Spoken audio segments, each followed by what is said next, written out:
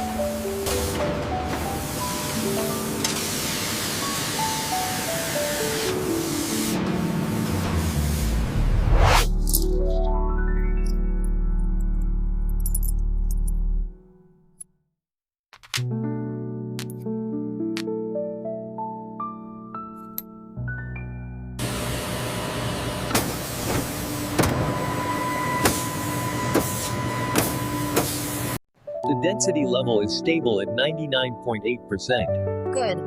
Adjusting the hardness settings now.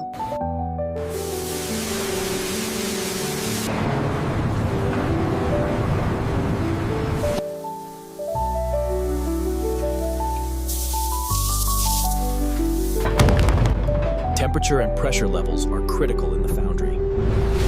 I see it. Engaging regulators now. The output is exceeding projections. Increase cooling fan output by 20% on conveyor 2.